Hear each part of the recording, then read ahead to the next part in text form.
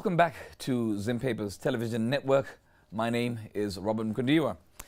And good afternoon to all of you who are just joining us. Now, for those who are following us on Facebook, welcome to the closing ceremony of the virtual National Student Conference, which was running under the theme Safeguarding the Adolescent and Youth SRH Rights in the Era of Emergencies. Of course, we find ourselves in the middle of a pandemic, which has brought us to this virtual platform rather than a physical platform. Now, this two-day virtual National Students Conference was made possible with the support from the Swedish Embassy in Zimbabwe, UNFPA, SAIH, and, of course, Say What. Now, I can assure you that the 2020 edition of the National Students Conference, which was being done virtually, is one of the best things to ever happen in this COVID-19 era. As, of course, you've noticed as you've been following these 2 days since yesterday. Now, as everyone is struggling to recover from the impact of COVID-19, the student community just chose to break the glass and fly into new spaces. And that is the first time ever that a virtual National Students Conference on sexual and reproductive health and rights in Zimbabwe has been a possibility. And it's possibly the first ever gathering in Zimbabwe, which had more than 5,000 delegates following the conference virtually.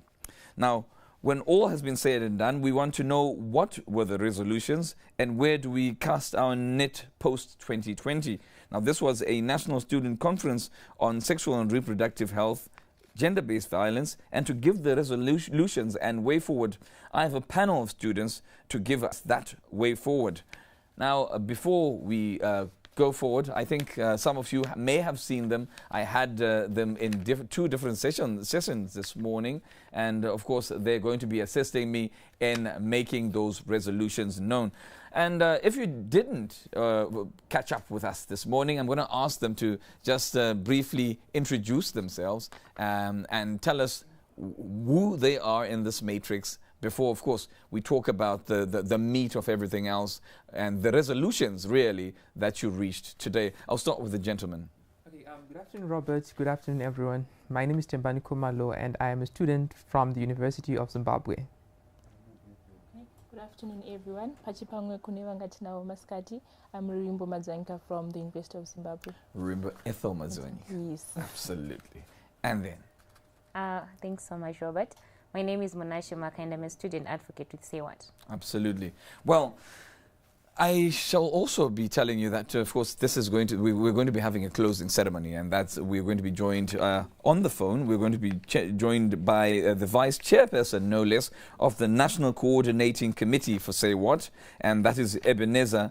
And Ebenezer is usually with us all the time and very supportive, and takes this his work absolutely seriously, because these are very serious issues that we will be dissecting. So he's going to be joining us later on a virtual platform. Now, he's from the great Zimbabwe University. Now, since this is a virtual conference, we'll also get our closing remarks virtually from that National Coordinating Committee vice chairperson. But while we wait for Ebenezer to join us, we're going to get into the business of the day. I'm going to start with you, Tembani, and my question for you is, you are, of course, a student. You are a student, and you have participated in this virtual National Students Conference on SRH and GBV. Now, there's so many SRH and GBV issues which came out, obviously, throughout the 2 different days, through the different virtual sessions. Now, if you were to meet the Ministry of Health and Childcare and the Ministry of Higher and Tertiary Education representatives, what would be your recommendations to them at policy level based on what the students were saying? Now, that's a lot of work. And remember, you're speaking for a lot of people. Let's hear what you would say. Yeah, definitely. I think it's very important for us to engage the ministries of higher and tertiary education and the Ministry of and the other ministries as well, because it's very important for us to look at the issues that we are affecting students in terms of policies, and there are so many issues that have been raised. So quite importantly, an issue that needs and has been talked about a lot is an issue of sexual harassment and the existence of policies, right, that are meant to back up that. And we think this is something that is overly lacking, because if you're to look at the Zimbabwean situation, most schools don't have that, and it's very important for us to have sexual harassment policies Or secondly, even in instances where there are sexual harassment policies, what is lacking is clear implementation of that, so that students can also know that if I go and report a lecturer, I will not be victimized. But also, it's also very important for us to then make sure that there is an existing sexual harassment policy that is cross-cutting to all universities. It is something that should be well communicated, and it's something that as students we're also supposed to know. But then secondly, I guess broader issues of sexuality itself is something that was also interrogated. And on a policy, we need to also make sure that there are policies that also are to do with sexuality in its broadness, because there exist some schools, some universities where it's very illegal for you to talk about condomizing or for you to talk about how young people are having sex out there. But these are things that are happening. Most Christian campuses, especially, they shun that. So it's very important for us to have a policy that make it mandated for us to have those comprehensive sexuality talks as young people. Because through Vita anyway, but if there isn't any policy that backs that up, there's going to be more problem. But then I think thirdly, and quite importantly also, is to make sure that there are also adequate structures to monitor and to push for external evaluation of those structures themselves. Because the problem with status quo, Robert, is that you're expected to report that a lecturer has abused you, but you're reporting to another lecturer. You know, a system that is obviously incentivized to protect itself. So it means we need external people who are also going to be looking out for us, right? So we need to make sure that there is more involvement at a policy level from both ministries to make sure that as students, negatively safe in the particular reporter, we are going to make sure like the person who is listening to our message is somebody who's going to follow that up. So I think current status quo doesn't really safeguard some of these gains in terms of sexual harassment and sexuality in its broadness, and we need those policies to be existent. And in as much as they are not there right now, we think the situation for students will always be repeating. We'll always be having these conversations about how the students out there are not accessing SRHR services that are clearly meant for them. It's because it's not backed up by policies. Yeah. Absolutely, absolutely. Very profound issues coming there from the two-day conference. And I think I'll come to you, Ethel, and ask perhaps again from we are probably hearing Tembani speak from Mugota. What came out from Mugota? What came out from you guys? Well, we were running under the theme safeguarding young women's cyber security in the cyberspaces that we're now interacting in. So we came out with a lot of resolutions. We agreed on being actively involved in the interactions, at the same time safeguarding our security in such a way that we don't post stuff that then leads to us being cyberbullied. And then at the same time, we also looked at our mental health as young women. So we generally agreed on safeguarding the gains that we have secured before the COVID-19 came along. And now that we are in this phase of the pandemic, we also agreed to continually safeguard the gains that we have managed to secure. Menashe, talking about safeguarding, and I know you're very keen on these issues, and we're looking towards resolutions, and we're going to talk about resolutions in depth, and we're also going to be talking. We're going to come back to the issue of cyberbullying because it's also something very, very pertinent, and it's been going around. But perhaps now that we're closing the virtual National Students Conference, and in the same vein, we're also closing the year 2020, Menashe, how best do you think that development partners, students and young people should progress and adapt beyond 2021? And remember, the idea is to preserve and safeguard those SRH gains, as has been said by Ethel. Thanks for that, Robert. I would like to point out that of late, or where we stand, we can't be physically meeting as students. And that's where we've started using social media and online platforms to engage. So maybe in this light, development partners can come up and assist students and young people with data or bundles, at least, so that they can continue the interactions online. And also in that light, you'd find that not every young person has access to a mobile cell phone or access to the online platforms, but we want every young person to be involved. So putting in mind the marginalized, those in the rural areas, maybe the government could chip in and create platforms such as the national radio, the national television, give us young people spaces to do our advocacy, to speak about these things, because I'm sure everyone can have access to a radio or at least a TV station, even in Uzumba or places like that. So development partners in the government can chip in, therefore, and enhance such programs on national television and at a national scale. Well, fortunately, we're now already joined by Ebenezer. But before I go to Ebenezer, just quickly, you raised an issue of one of the resolutions being cyberbullying and not having to post certain things or being able to discern really what to post and what not to post and what may then make you a victim. But that's a delicate line, really, because some of it may be you self-censoring, or you're now not exercising your right to freedom of speech and expression, because there are people out there who are just virtual bullies, horrible people who just come from the wrong side of thought. And does that not also pose something that you guys need to talk about going forward and thinking, okay, the cost-benefit analysis, how much are we losing in terms of our rights to self-expression in the hope of not being cyberbullied or not being targeted? Perhaps Tembani. Okay, genuinely, there's always some trade-off with using virtual spaces. Obviously, like physical spaces themselves, there will always be cases of bullying in and of itself, and I think that is something that exists within a virtual space. Because I think an argument that exists is that it is a space that is becoming real for us young people as well. We are constantly interacting as well. So definitely, there also needs to be some sort of engagement in relation to ensuring that there is better conversations out there, conversations that put less emphasis on hate, put less emphasis on bantering other people, and more emphasis on constructive talk, because essentially that is exactly why we are here. It's also about trying to make sure that whatever we engage and whatever we communicate on virtual spaces is something that is going to be uplifting to us as young people. Are our rights being traded off? Yeah, essentially, because somehow there's always that idea that you're now scared of saying something because on Twitter someone can come up with some fancy rhetoric to respond to whatever you say, right? But I think in an era that we're moving in, especially right now, like noting that the virtual space is something that is important, there's going to be more self-regulations, especially by us as young people themselves, even in terms of like the government and ministries themselves also putting regulations out there to make sure that sure we exercise as much liberty as possible, but also in a way that tolerates other people and that also celebrates the liberty of young people. Yeah. Absolutely. Well, thank you so much. It's been an absolute pleasure getting information from you with regards what you have been doing, what you've been talking about, deliberating on in your various spaces and the various sessions.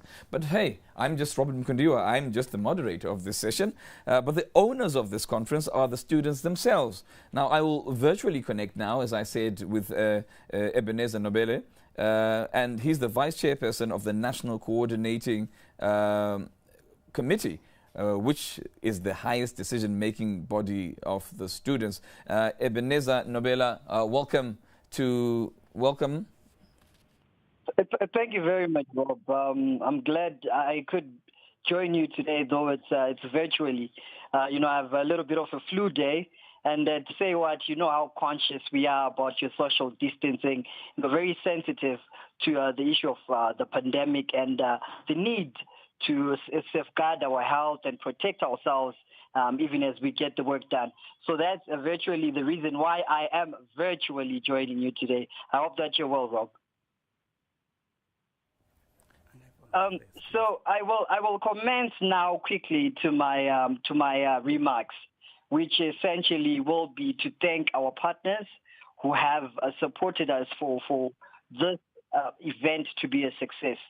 Firstly, we will thank the Embassy of Sweden in Zimbabwe, who have always been our partner, who have supported us through all our programming. The UNFPA, they've come through and they've assisted us in setting up everything, as well as SPI. We're very grateful for their continued support, their partnership, which continues to build the stretch of the organization, the movement in young people. So it's that particular assistance that we remain grateful for.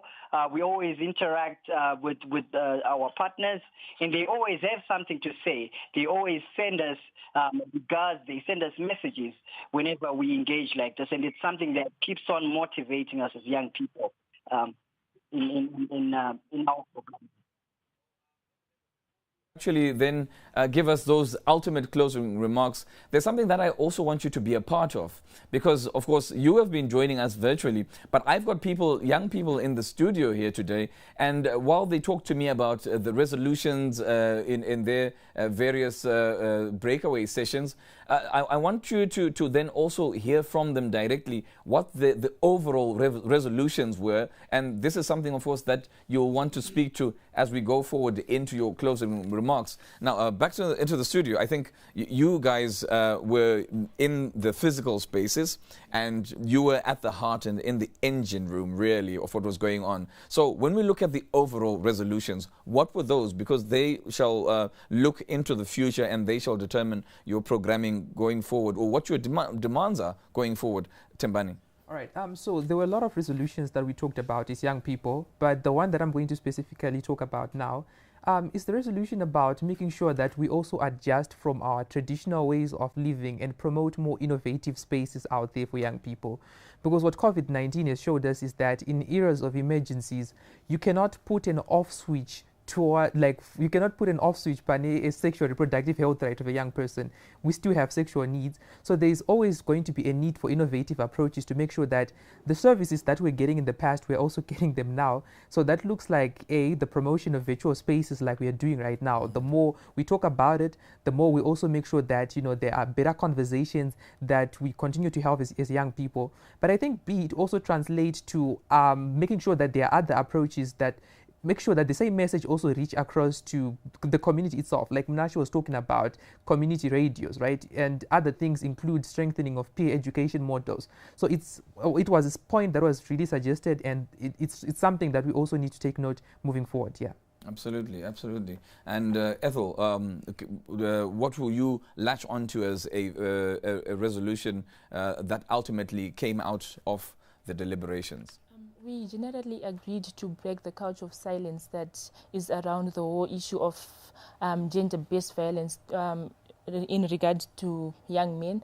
There is a lot of stigmatization that comes from being a man and crying out for help when you have been violated. So we have agreed to continually fight the stigma that comes from men being abused. So we have the call lines that are there, toll-free, and we have encouraged young men to just reach out for help whenever they feel like they need to be helped. And the same goes for us women. Yes, we have been the traditional victims of the GBV, but then we have also encouraged ourselves to keep on just standing out there and speaking out, because silence affirms abuse. So we just want to break the couch of silence that around communication of problems. Absolutely. Breaking the silence is the absolute very first step going forward if we need to deal with such a great an issue in our society as GBV. And of course throughout this year, because of being locked down, as you earlier on said in the other session, sometimes with your perpetrator,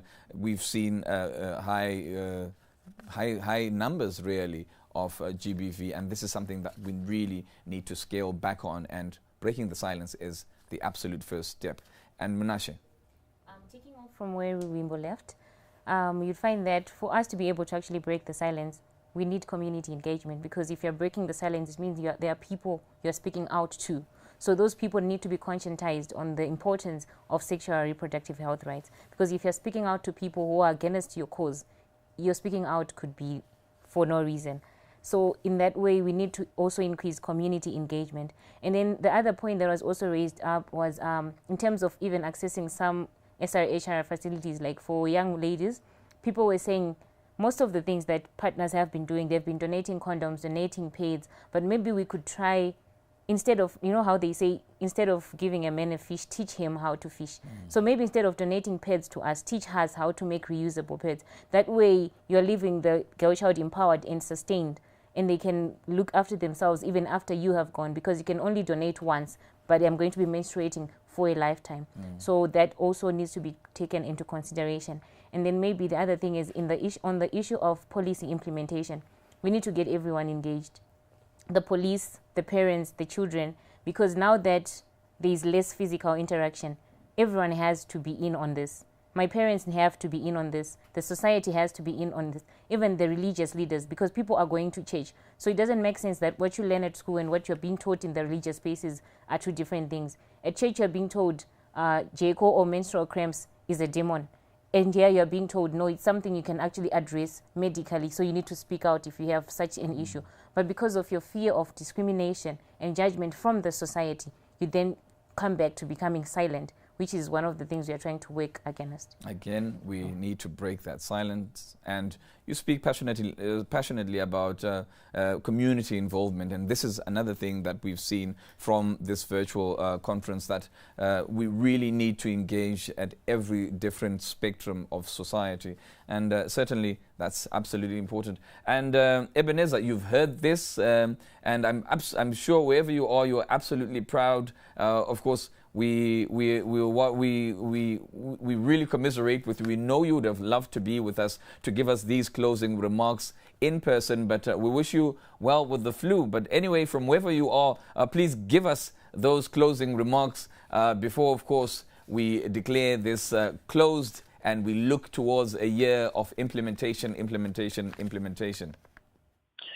Well, thank you very much, Rob. I once again, I appreciate being able to access everybody today via this voice call. Anyways, Rob, I'm really delighted at the level of interaction and depth that I'm seeing and I'm realizing from the students from within the studio.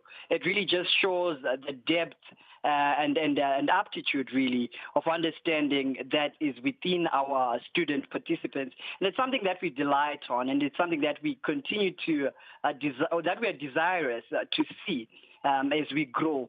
And I'm happy, Rob, to say that our reach has really expanded.